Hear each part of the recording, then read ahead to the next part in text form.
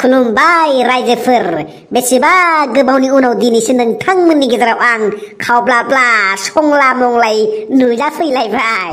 है साला मावजि बुदि नागिरनो थांनानै न'खरसे लाहानाव अरखिजों सावफ्राम हरजानायाबोलै बेथ' बाथो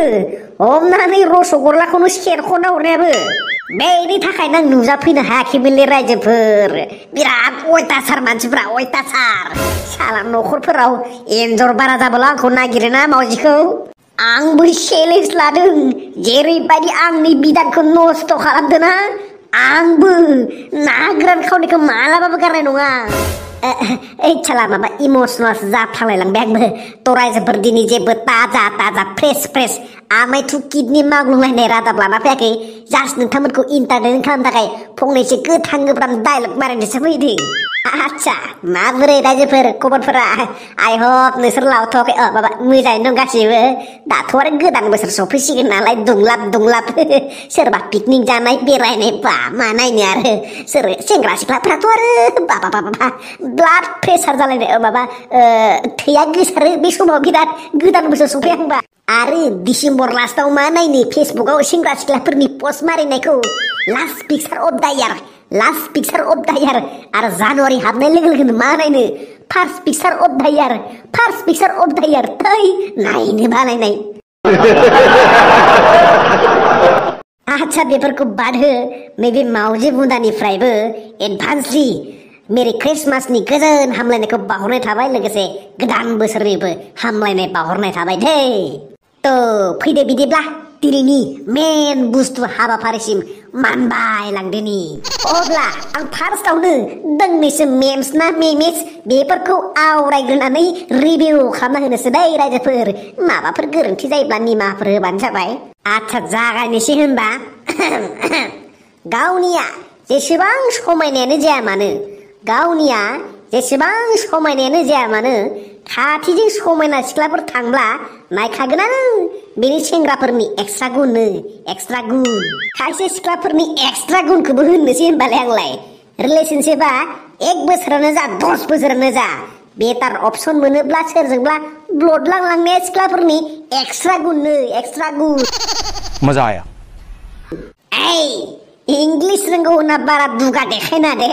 आंजों इंग्लिश रायलायनांगौबा आंनि वर्ड्सफोरनि मिनिंखौ नागिरना मोननाय नङा नों बेटा।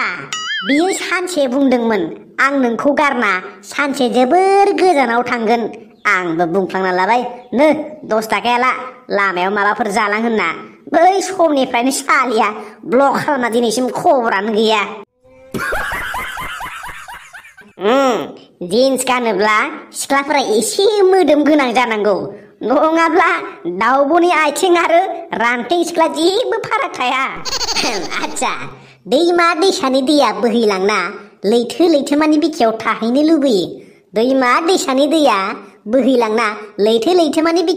लुबैयो खायसे सिख्लाफोराबो धोनि न'खरनि बिहामजो जाहैनो लुबैयो।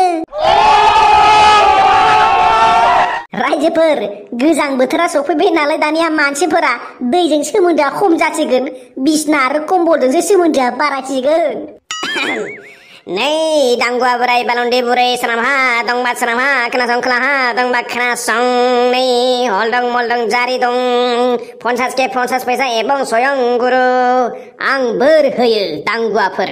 नोंसोरनि सोमोन्दोआ फेसबुकनिफ्राय वाट्सएपसिम थांथों वाट्सएपनिफ्राय कलसिम थांथों कलनिफ्राय ब्लेकलिस्टसिम थांथों आरो हाबा जानो मोनबाबो फिसा ज्राव जेव जाव गोन्दा गोन्दी खेबसेयावनो 7 जन 8 जन जोनोम जाथों हाराजों बिगुरजों मोदोमजों हारा स्राव नुजालांथों थसे। चीटिंग करता है तू हमेशा मेरे साथ चीटिंग करता है। मालाबा सानलाय लाङो आङो मबाइलाव टेम्पार ग्लास लागायनाय बायदि गोसोआवबो टेम्पार ग्लास लागायनो हानायबा लागौमोन आं मानोना सोरबा ब्रेकआप खालामनानै गोसोखौ सेफायनो नाजाबाबो गोसोनि टेम्पार ग्लासाल' बायनानै गोसोआ दुखु मोननाय नङामोन ना गोसोखौनो नागिरना मोनाबा बे फाग्ला बिदिजों जायो। ओइ रायजोफोर नैबे मावजि बुन्दानिसिम मोनसे बिराद कमप्लेन फैगासिनोलै माने गोजां बोथोरनि थाखाय फेन सालायनो हायैखाय माने गोबां सेंग्रा सिख्लाफोरानो गोसो थोलायनायजों फन रायलायनो हायाखैनो माने सिगाङो गरम बोथोराव फेननि आवाजजोंसो माने खोनायोमोन नालाय रायलायखोमानो हायोमोन दा आरो फेन सालायनो हायैखाय माने बिराद रायलायनो हायाखैनो आरो बिराद खौरां फैगासिनो आंनिसिम तेरा बाप यहाँ छोड़कर गया था कि तेरी माँ ओइ आदैमोन मोनसे खोथा जाहैबाय नङा दाथ' रिसार्जनि दामा जेरैबायदि बारायदोंना आयु आयु आयु साला सानलाय लाङो आङो बै फारौफोरखौनो फिसिनानै फारौफोरखौनो लाइजाम दैथायहरग्रा इनफरमेसन हैग्रा खालामनायानो मोजां जासिगोन नामा होननानै बे फाग्ला बिदिजों जायो फाग्ला फाग्ला सानोलै आंबो फिल्मफोराव नुनायखौनो सानफ्लांलांदों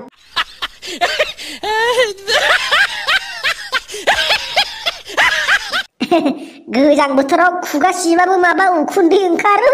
आरो हासुबाबो माबा धुङा गुलायलाङो थोद साला सिङावलाय इन्जिनफोरासो गाज्रिफोरसो जाबाय नामाब्रा होनना सानलायलाङो आङो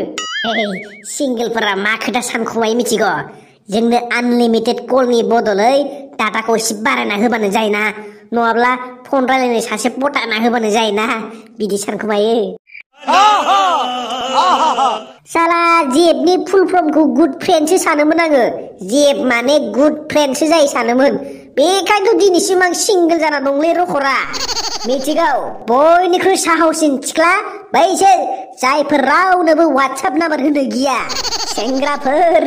नागिरोब्ला हा सिङाव जावनानै दै मोनगोन थेवब्लाबो बड'लेण्डआव सिंगेल सिख्ला मोनालै सयथिनोबो मोना माने गोब्राब आरो मेरे पास कोई अल्फाज नहीं है मुझे माफ कर दे आप लोग सारे मुझे छुट्टी दे दे मैं इस दुनिया से छुट्टी चाहता हूँ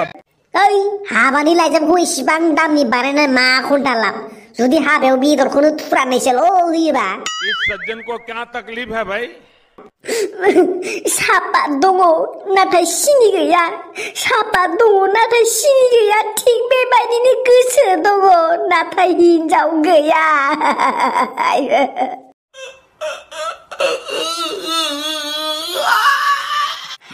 फाग्ला फाग्ला सानद्रायथारबा दुखुआनो बाराद्राय जाथारलै रखरा गाबबाथाय गाबबाय मेगन मोदैयानो खुरैसे गाहाम गबोनो नागिरो आंना बे फाग्ला बिदिजों जायो दै बादे सिख्ला गोसो थोनानै थगायजानायनिख्रुइ हाजिरा मावनानै क्वार्टार लोंना दुब्ला उन्दुना थानायासो साबसिननो मजायानो बेलेग आसलथे सरकारा मालाय सिख्लाफोरखौसो इमान फरायनो सुबिदा होदों स्कुटि होना मा होना र' थारमाने सरकाराबो मिथिगौ जे सिख्लाफोरा स्कुल कलेजाव थाबासो सेंग्राफोराबो फैगोन ना मा असदा सानफ्लांबाय थायोब्रा आंलाय आंना थख्रायानो थिग नङा खोमालै जानाय नङालै बारा गोदाव सोराव बखिबाय थानानै दा मानसिफोरजों सिनस्रि बुफायना हरजागोनलै जानाय नंला बादाम बादाम आसोलफोर बादाम बादाम आंनि खिबु खिबु एल'नाय फाननाय खासा बादाम